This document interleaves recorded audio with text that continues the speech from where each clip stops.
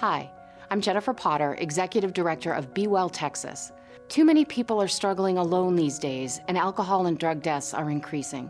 We started Be Well Texas to offer high-quality, science-based addiction treatment and recovery services anywhere, virtually or in person.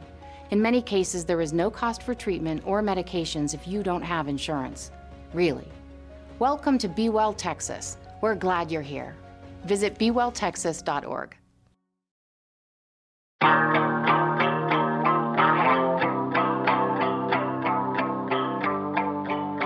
Welcome, folks, to episode number 37 of the No Conference for Old Men podcast, the podcast where three old guys are talking Houston Cougars basketball with a bit of Big 12 coverage added in as well, and proud members of the GoCoogs.com network, the undisputed number one Houston Cougars content provider. Well, the team continued to build on the adjustments post-Vegas trip as the players continue to show improvement as the Cougars dismantled Oklahoma State to open Big 12 play on the road. It was a rude welcoming to the Big 12 for Coach Steve Lutz as his vastly improved Cowboys lost 60-47 at home, with a score really not indicative of the beatdown the Cougars unleashed. We now quickly turn the page and preview our first Saturday/Big Monday pair of games this season for our Cougs versus BYU and TCU at home, a dynamic that is unique to the Big 12. And it's a bit of a grind on teams, especially for the demanding style of play Coach Sampson deploys. And finally, as conference games have just opened in the Big 12, the three old men debate what it is going to actually take to win the Big 12 this year. We had some forecasts of 3 to 5 losses tops for our Cougs to repeat as Big 12 champs. After watching all the full non-con slate and the opening conference games this week, we revisit our forecasts and debate how we think things will unfold this season. So let's get into it. In looking at our one game this week, let's begin with brief post-game analysis of the 60-47 dismantling of the OSU Cowboys on the road. Let's start with you, Tom. What were some of your thoughts from a coach's perspective? Well, as Kelvin is wont to say, he has a saying that some people will find a bunion on Miss America.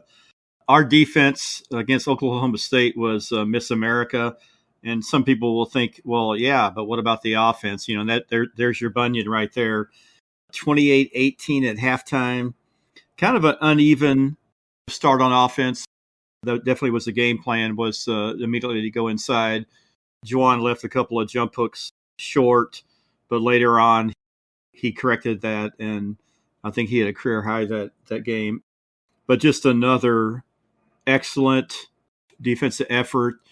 Oklahoma State wanted to push the ball. You know, they have one of the faster paces in the nation. We have one of the slowest. I believe our pace of play is 361 out of 364 teams. So we got them playing our pace. Just excellent defense. You know, LJ on the ball, not allowing their little quick guards to penetrate. We did lose Emmanuel, I think, with the foot, so Malik got some time. Francis, offensively, he looked like he was playing with a couple of ping pong paddles for hands. Yeah, I know Kelvin mentioned something about him resembling Gumby on his press conference. Yeah. I kind of liken him to Inspector Gadget. I don't know if anybody, you got to be old like us to remember Inspector Gadget, where he would press a button and these gadgets would come out of his body. when JVA makes a post, so that's what it reminds me of. But he's still rusty offensively, but he comes in there and did a good job defensively. We did a really good job on the defensive boards. Probably needed more offensive rebounds. Yep. Kelvin mentioned that in the press conference too. He said Oklahoma State was doing a great job of blocking out. But overall, just we'll get into this later about what we think the records will be to win the Big 12. But that was the first road win out of the way. So, great job by the Cougs in getting this win, 60-47. It won't go in the Naismith Hall of Fame. The tape won't. But, a 60-47 win on the road, that's just as good as the 80-67 win or whatever. Another comment he made was there's a lot of coaches that are pretty offensive coaches that are out of a job. Yeah. Comes down to defense and rebounding and take care of the ball and knowing your role on offense. And, that's the Houston culture. That's what we do. Great insights. How about you, Bill, from a player's perspective on the OSU game?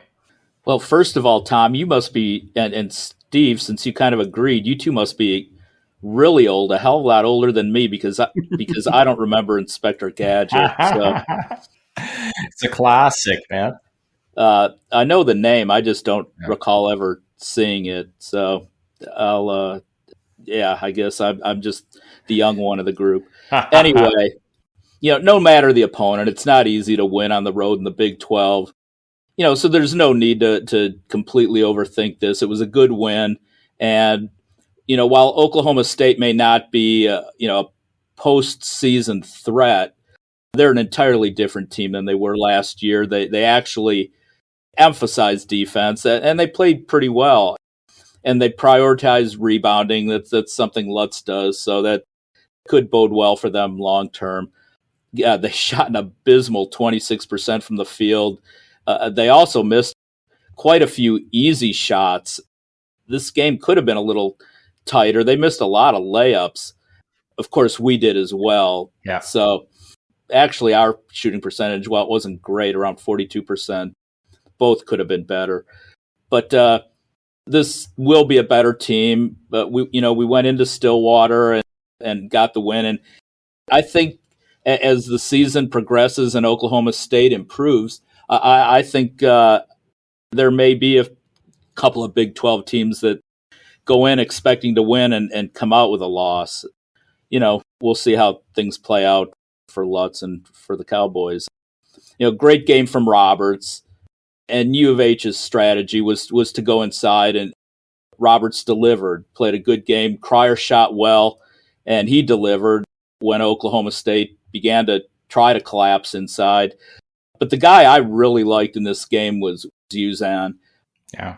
You could see him getting more aggressive, playing more comfortably since Las Vegas, and just producing. He was 50% from the field, 6 boards, 4 assists, 2 steals. I thought I was just kind of more impressed with him than anyone. And, a few weeks ago, Steve, you and I sort of debated the loss of Shed, and I think you sort of mistakenly thought I was suggesting that Uzan had to replace Shed, when basically what I was saying was that everyone needed to step up to make up for the loss of Shed defensively, taking over when the team needed it, especially down the stretch, team leadership. And, again, I will stress Uzan cannot replace Shed. But the way he's been playing recently suggests that he can absolutely lead this team well enough to get us to the promised land. And I think as he continues to kind of matriculate through the system and get more comfortable with everyone, get more comfortable with Calvin, more practice time, more playing time, I just think he's going to get even better. It's funny. Lastly, I heard Calvin in that same press conference, Tom, saying that Tugler, Sharp, and Arsenault didn't show up, to quote him directly. And I wouldn't expect to hear that again. I mean, 3 players that he said didn't show up. That's just not going to be the norm, and it's probably not going to happen, period. So I'd look for all 3 to step up in these next 2 games against BYU and TCU and going forward. Yeah. Watch out, BYU. Yep. Another thing, I thought we did a great job of playing defense without fouling, all except for Tugler. JoJo had, 4 or 5? Yeah, he fouled out 5. Yep. We didn't just accumulate all those stupid fouls, reaching, hacking, and all that. Yeah, I completely agree. I mean, from an analytics perspective, looking at the Okie State game, it was a textbook Kelvin Sampson game plan where the Cougars completely controlled key aspects of the game. We slowed down the pace to a crawl, just like you guys had both mentioned, shut them down on the defensive end, while Roberts came alive and grinding out buckets down low on the offensive end. And we need him to do that this season. On offense, we kind of reverted back to our poor shooting ways, 47.4% effective field goal percentage and only 30% from 3. But fortunately, Jawan Roberts came back alive after missing most of the last 2 games and took control down low.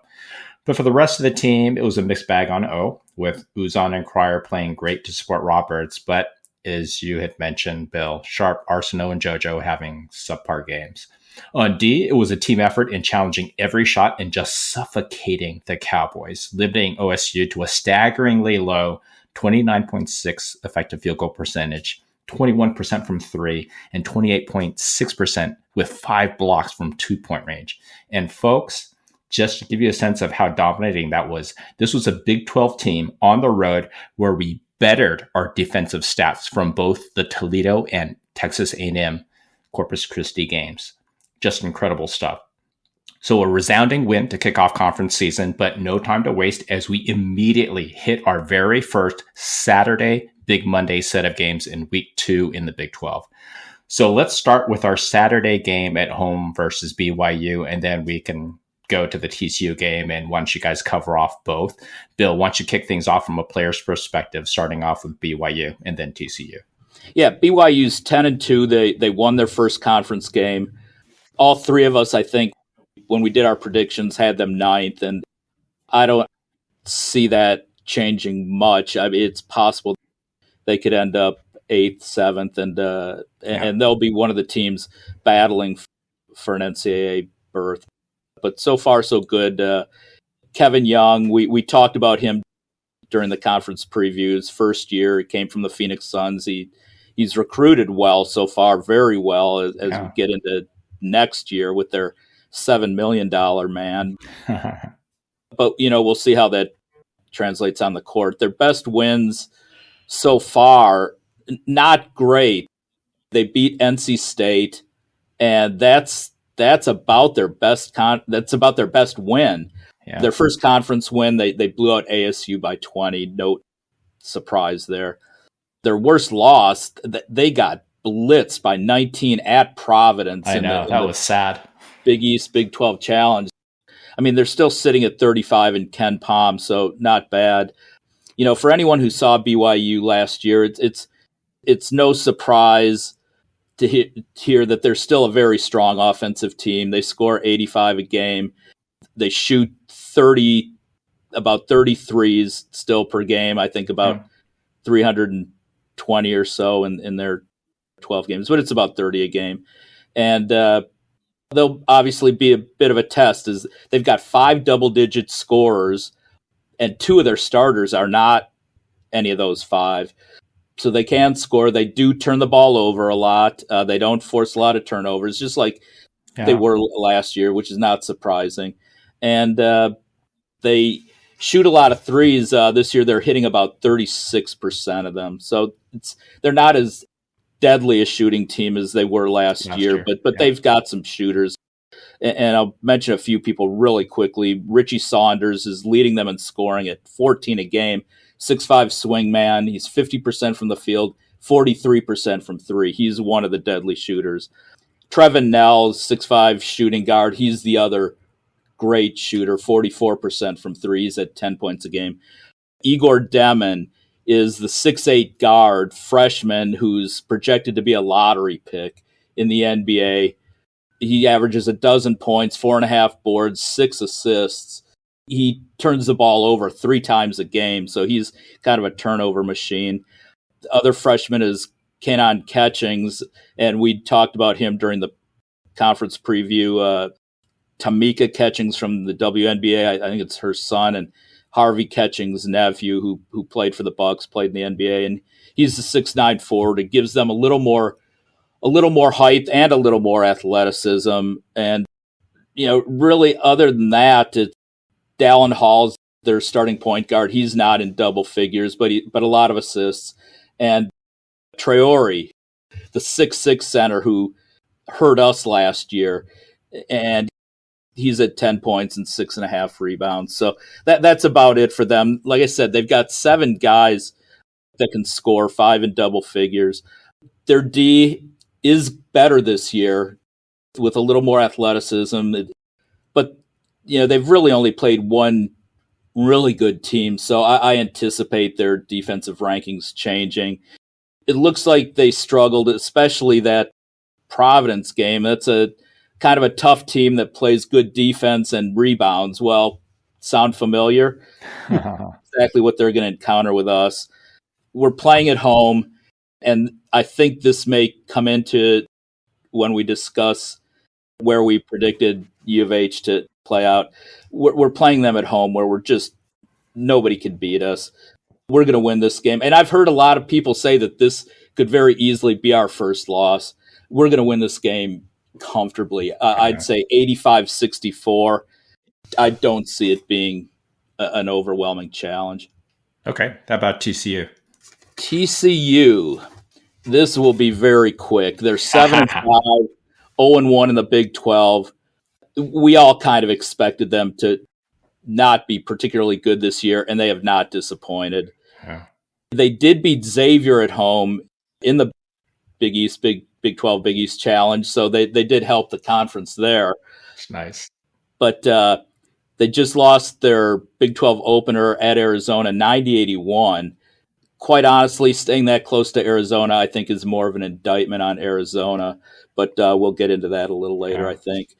They're 72 in Ken Pom, which actually is surprising to me. I didn't think they would be that high. Despite the 81 points at Arizona, TCU is pretty weak offensively. They're solid defensively, but they're not a good offensive team. They don't shoot the ball well at all, and they turn the ball over a lot. And I'll just mention 3 players to watch really quickly. Frank E. Collins, 6'2" senior guard, leads them at 11 points a game, 4.5 rebounds, 4.5 assists, 2.3 turnovers, and he's 42% from the field, 26% from 3. Noah Reynolds, other starting guard, 10.6 points, 2.5 rebounds, 4 assists, 42% from the field, 31% from 3, and then just the one interior kind of presence, Ernest Uda, the Kansas transfer from a couple years ago. That's right. 6'11", 260. I mean, he's averaging 9 points, 8.5 boards. Everything he does is inside. He hasn't shot a 3. He shoots 65% from the field, but it's basically dunks and layups. And other than that, there's really no one from TCU to watch. They have no chance in this game. They just do not have the players this year. They lost too much. They're too offensively limited, and really there's not much else to say. At the Fertitta Center, I have us winning 81-47. Wow. 34-point. Wow. win. Huge win. Yeah. Okay. How about you, Tom, from a coach's perspective on both games? BYU is, Bill mentioned, they're coached by Kevin Young, NBA background. I think, Steve, you said Phoenix Suns. Well, you know what they say about the NBA, right? What? They don't play any defense. No D, yeah. All right, so, they'll be good offensively. But, college basketball is a totally different game than the NBA. You have different rules as far as defense goes. That they got that stupid 3-second defensive rule in the NBA. So it's a totally different game.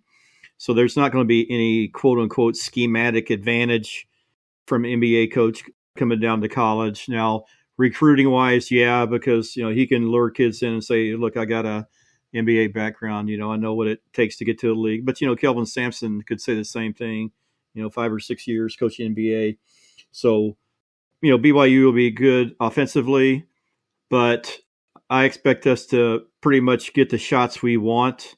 And then it's just a matter of knocking them down. And then on the other end, we're going to lock people down. Bill mentioned a lot of the players. So they have several players coming back that were instrumental in their team last year. And then they have the 6'9" Russian kid, Yegor Demon. But you know what? He hasn't seen good American defense. I think he played for Real Madrid overseas. But he's going to see a different type of intensity when he comes and plays in Fertitta. So I look for a big Cougar win on Saturday. Regarding TCU, all the stuff that Bill said, ditto. Nice. I like the way you think, Tom. Love it. I always said everyone underestimates your intellect.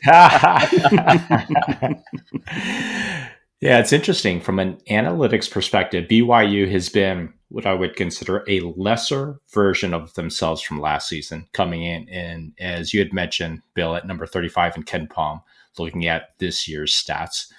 Well, I think we had some technical difficulties here where we all got dropped from the call, but that's okay. We'll continue on. I think it broke out at some point when I was going over the TCU game, and since there wasn't much to cover on that one, I don't think there's much that we need to recover on this front. So at this point, let's get to our topic of discussion for today. In our preseason Big 12 preview episode, we all predicted that our Houston Cougars would repeat as Big 12 champs. And correct me if I'm wrong, guys, but I believe Tom and I predicted it would take a 15-5 conference record for our Cougs to win the conference. While Bill, I think you had predicted 17-3 to win out. And then Jamie, who joined us for that episode, had predicted a 14-6 conference record. After we've all had the chance to watch all the teams in pre-conference, we're going to give the three old guys a chance to potentially revise their forecast on the conference winning record in the Big 12 season this year. And we're going to have a bit of a discussion / debate in terms of what we think it's going to take to win the Big 12. So, Tom, why don't you kick things off from a coach's perspective? What's your take on the record that's going to be required to win the Big 12 this season? And if you want to change your original prediction, you're free to do so. I'm going to stick with my preseason prediction of us going 15-5 and winning the conference outright. I had us going 9-1 at home, possible loss maybe Iowa State, possibly Baylor, and then going 6-4 on the road. Some possible losses, maybe Arizona, Baylor, West Virginia. So I'll hold to that 15-5 record. I always say this: I hope I'm wrong. Bill, I hope you're right. But I'll go with 15-5. Okay, 15-5, and you still believe that's enough to win the Big 12 this year? I do, yeah, because I think there'll be some cannibalization between the teams below us, especially once you get past U of H and Iowa State. Okay, cool. How about you, Bill? What's your take? Just to be clear, I didn't think it was going to take 17-3 to win the conference. I just think that's where we were going to finish up. Yeah, that's fine as well. I'm not so sure that we only win the conference by one game. Wow. I think it could be more. And I've still got us with 3 losses, but I'm teetering on 2. Okay. Walk us through it. I'll whip through the games right now. BYU win, TCU win, Kansas State on the road win, West Virginia at home win, UCF on the road win, Utah at home win, Kansas on the road loss. And I think we lose that game. Kansas just lost at home to West Virginia. I think Kansas is going to be a little more fired up for us. Yeah. After said beat the living hell out of Dickinson last year, I think they're going to be probably a little fired up at home. So I think that's the loss. Yeah. West Virginia on the road, some people may think loss. That's an absolute win. They're 46 in Ken Palm. They've had some good wins so far, some really good wins. I mean, they've beaten Gonzaga, they beat Kansas. Yep. But their best player has been Javon Small, the transfer from Oklahoma State. He's averaging over 19 a game. Good player. DeVries from Drake is a good coach. His son's a good player. On the road, we win. Tech at home win. Oklahoma State at home win. Colorado on the road win. Baylor at home, and I like Baylor. I liked them preseason, win. Arizona on the road, predicting it right now, and the way that they're playing right now, absolute win. They've got a new team for the most part, 4 new starters. I think they've got to get better with the talent that they have. They've got to get better as the season progresses. But there were going to be a dozen games into the conference when we play them. They could be better, but Arizona's tendency over the course of time has been that they lose to teams that are disciplined and don't turn the ball over, that play defense, that rebound, and just play smart. And guess what we are? Exactly that. So even though we're on the road, it's going to be similar to UCLA, who just went into Arizona and recently and beat them. Yeah. We're going to beat Arizona there. ASU on the road, win. Iowa State at home, win. Fertitta Magic is going to happen there. Cincinnati at home, win. Kansas at home, win. And that leads me to the last two. Between Iowa State and Cincinnati, we get Tech on the road. That one I had as the third loss, and I think that still could be the third loss. They're really a three-man team. Toppin, McMillan, and Williams are all great scorers, and I think it's going to take probably all three of them, at least two of the three, to have just otherworldly games against us, shoot unbelievably from beyond the arc. And the last game of the season at Baylor, I think, is the second loss for sure. The only reason I'm a little kind of on the seesaw about Tech is, do I see us, as we continue to get better, as Uzan continues to get better, as the whole team plays better, do I see U of H losing two of its final four regular season games, especially with a number one seed possibly on the line? I just don't. And that's why I think it would be two losses rather than three. But it may hurt us to lose two of the final four regular season games. And that's why I think we will pull it out against Tech, and Kelvin will have the team ready to go. And at Baylor, at Kansas. So those are really the two games I see us losing. Really? I mean, so Tech, though, I mean, just to do a sanity check here, right, for that third potential loss, and I agree with you. Sorry, folks, a little bit more technical difficulties here, but let's continue. Bill, it's interesting. So just highlighting the Tech game that you referenced as a potential loss. I mean, do you realize that's the big Monday matchup right after our ISU game on Saturday, right? So it's like 2 days away, and then it's traveling to Tech for that game, right? Yes. I think that's a tough ask for any team, right? Especially given how we play. And it would have been a super draining ISU game ahead of that as well, with hard-nosed defense on both sides. I just don't know how any team can turn around in 2 days and play again. Going back to when we originally previewed the conference, and I know one of the things you stressed was our depth. I think that's where, Uzan just played 36 minutes the other night against Oklahoma State. I think, that's a game where you're going to see more of Wilson. You'll see more of Arsenault. Ramon is hurt right now, but he'll be back. I think this is where our depth that you've certainly referenced is going to be a benefit to us. And I think that this is a game where if we lose three, Tech is the third one. But I like our depth, and I think we can prevail. I mean, I think it's going to be that kind of effort that's going to be required to win the conference. So as we kind of covered last week's conference versus conference debate, the Big 12 does not appear to be as strong as seasons past. In fact, kind of a crappy outlook for the bottom half of the conference so far. Biggest challengers, at least according to Ken Palm, appear to be Iowa State, who is elite from an analytics view, with KU and Baylor close behind. And then you've still got challengers like Arizona, still playing pretty decently, even though their record doesn't reflect that. Cincinnati, Tech, and a surprising West Virginia team that, those teams could elevate their play on any given night, especially on their home courts. So for me, at least, looking at our schedule, there are 7 what I consider tough patches towards winning the Big 12, where I don't like what the conference did for us, especially with 2 Saturday, / big Monday matchups that have really tough teams lined up. And so, as you highlighted, we've got at KU, at West Virginia, we've got Baylor at home for a big Monday game, right after a Saturday away game at Colorado. We've got at Arizona, even though they haven't been doing very well. Another Saturday big Monday matchup, as we just talked about, with ISU, and then at Tech. Another Saturday big Monday lineup with Cincinnati and KU. Luckily, those are both at home. And then we end the season at Baylor. So it's really tough road to winning back-to-back Big 12 championships.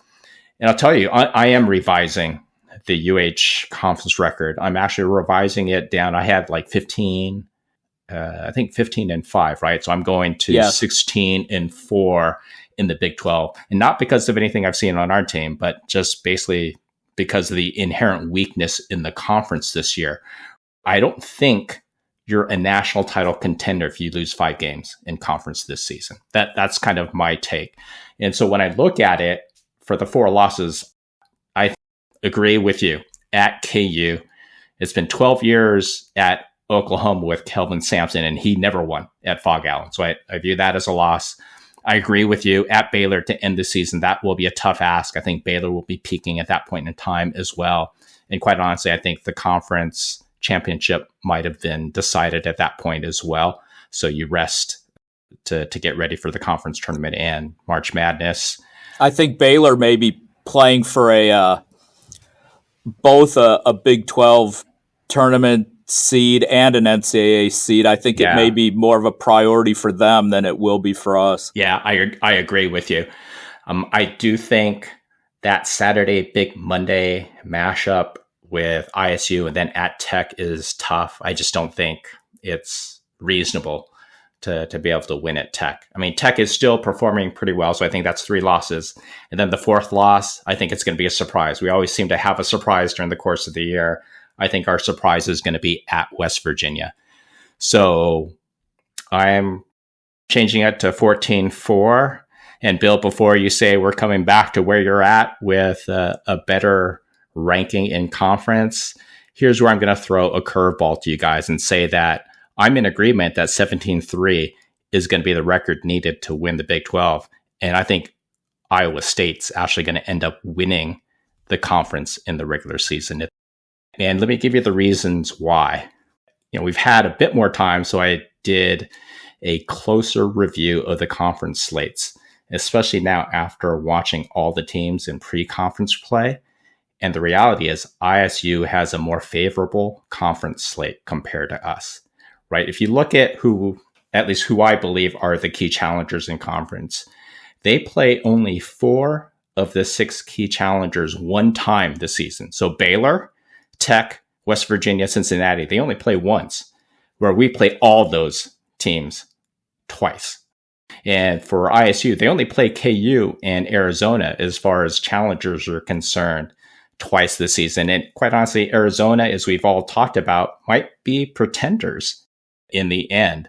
And so if you look even more closely in the actual scheduling of when they play the teams as well, they have a favorable schedule from a timing perspective compared to us as well, where 2 of their 3 toughest road games at Arizona and at KU, they are all back-end Saturday Big Monday matchups, minimizing any potential for a surprise loss that can happen in these exhausting Monday back-end games. Plus, also not to discount Iowa State, they've been great this season. They're number 3 in adjusted offensive efficiency and number 18 in adjusted defensive efficiency. I predict that they'll lose to, again, KU, at Arizona, and at Houston on the road for their 3 losses. And I'm going to add to this prediction in stating that I still believe the Cougs are actually the best team in the Big 12, but we end up coming in second due to schedule imbalance. I also believe we'll actually end up winning the conference tournament, continue on to win the national championship. And this is a team with what I believe is still our best roster makeup under Coach Sampson, with a roster that will continue to improve into March, with Tugler and Arsenal getting stronger and Uzan more comfortable even through the tournament. And it will be kind of a deja vu of our 21 team. And just to remind folks, that's the team that we had Grimes and we made the Final Four, but we actually did not even win the American that year. Wichita State did because of an imbalance in schedules, as well as UConn from 2 seasons ago, finishing 4th in the Big East while getting kids healthy and peaking for the tournament and ending up winning the national championships. For our team, to me, it means continuing to tweak our offense and really focus on winning the war and not the individual battles, and working on improving our adjusted offensive efficiency to a point where we get to top 12 levels for the key run. And that means upping our offensive rebound percentage and improving our 2-point shooting, especially with Roberts and Arsenault getting more touches and getting them comfortable with that heading into the tournament, because our D is there to get to where we want to be in terms of, national championships. So I'm going to leave it there. What do you think about that prediction? Yeah, I've got a couple of comments. I figured you would. Oh, yeah. Number one, I cannot, under any circumstance, see us losing to West Virginia on the road. They're playing much better. They're well coached, but the teams they've beaten, they've beaten Kansas, they've beaten Gonzaga, they beat Arizona. Yeah, those are good teams. Are any of those teams known for their defense? Well, this year Gonzaga's defense is actually decent. So I mean, this is a team that starts three guards. They basically play four guards primarily. This is a team that plays right into our strength. This simply is not a good matchup for them. They've lost to Pitt. They've lost at home to Louisville. This is not a good matchup for them. They've played well, but they've played well against teams that are not U of H. They're not similar to the way U of H plays. This is a bad matchup for West Virginia. They're playing unbelievably well right now, way above what anyone had predicted. It just matchup wise, it is not a good matchup for West Virginia versus us. We win that game. In terms of Iowa State winning it, I don't entirely disagree with what you're saying. They do have a better schedule. They do have an easier path, but I don't think Iowa State's as good overall as you might think. Their one loss is to Auburn, so we've got that in common. They've beaten everyone else, but who is it that they've beaten? Their best win is over a pretty overrated Marquette team. They beat them at home by 11. They haven't played anybody else that's overrated, especially Marquette? good. Yes, I think Marquette's overrated. Yeah, you're from Wisconsin too. That's right. I don't think Marquette's as good Marquette? as Marquette's at number 8 in Ken Pom, and so that's a nice win, right? That's a really nice win, and it was an 11-point win at home. Yeah, but aside from Marquette, okay, I'll even defer to you and say that Marquette was a decent win, a good win. Who else beside that has Iowa State beaten that's good? And of course we're looking at where the teams are right now. Yeah. They haven't beaten anyone. And look, the one thing that I didn't focus enough on when I thought that Baylor would be better than Iowa State, and they still may be. Iowa State, I underrated how good their backcourt is. They've got an exceptional backcourt. Yeah. And typically when I predict NCAA tournament, the bracket and everything, I look for the teams that have the experience and the very good backcourts. Of course, you look at my predictions. Look at our predictions from last year. Mine were abysmal. So maybe that tells you something. But I think the jury's still out a little bit on Iowa State. I think once they play some better teams, we'll see. But I think we're better. Hey, Bill. I mean, go ahead. I still, as I stated, I think we're the best team in the conference. But I will say Iowa State, boy, they're right there. And if you want to look at just records up to this point, and you ask who have they beat, they've beaten better teams than we've beaten up to this point. I mean, they played Auburn tough, their one loss, right? Yep. They've beaten Dayton, they've beaten Colorado, they've beaten Marquette, they've beaten Iowa, and they've beaten Colorado again, right? So twice.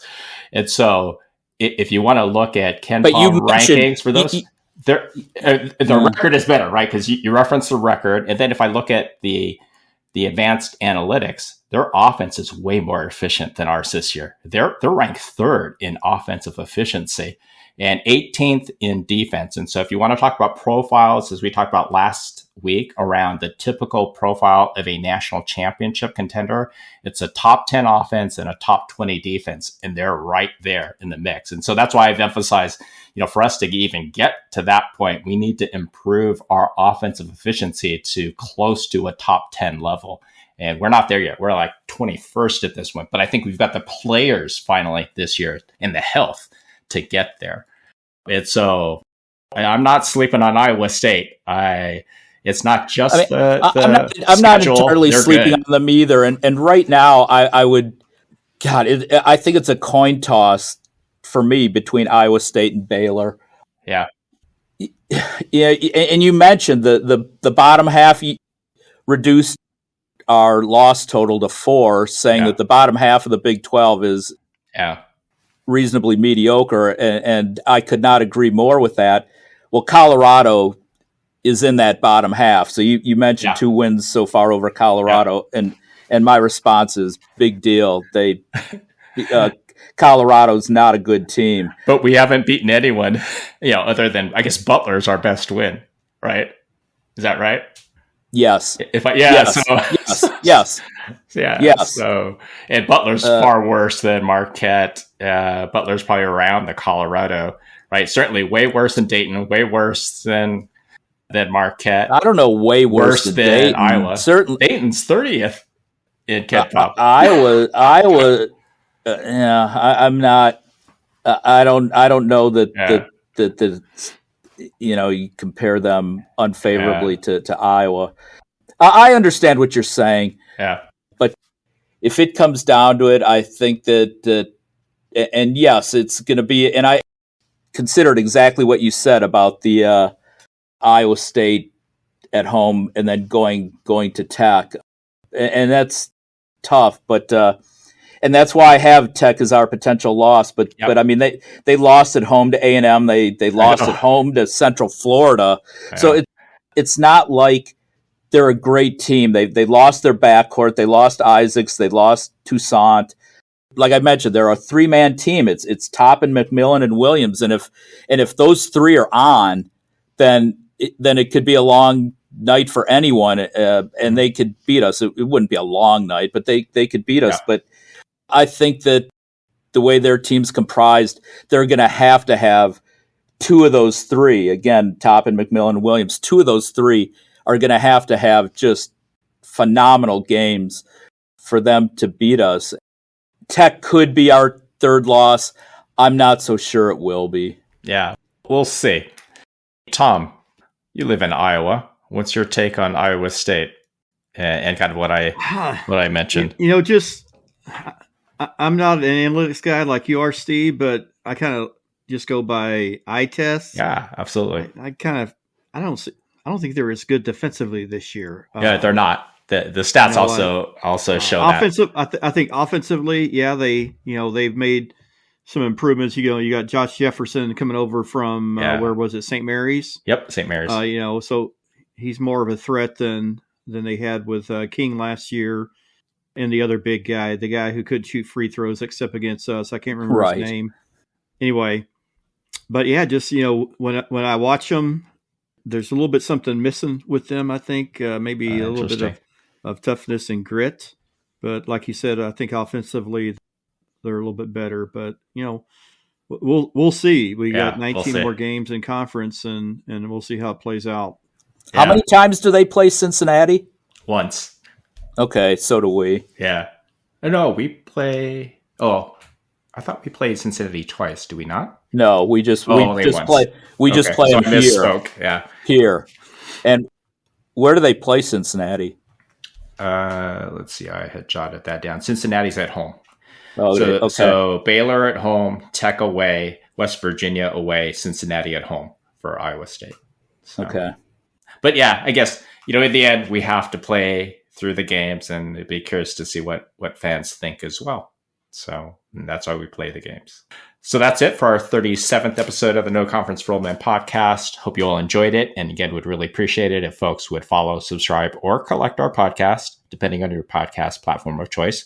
We are also available via the Republic of Football podcast feed from the folks at Dave Campbell's Texas Football as the only basketball-centric podcast. We're at the GoCoogs.com website for those that prefer to digest the content that way. We appreciate the continued support from all. Also, please give us a follow on our Twitter account, No Conference for Old Men. Thank you all again for listening, and be on the lookout next week to download and listen as our next episode drops. Take care, everyone.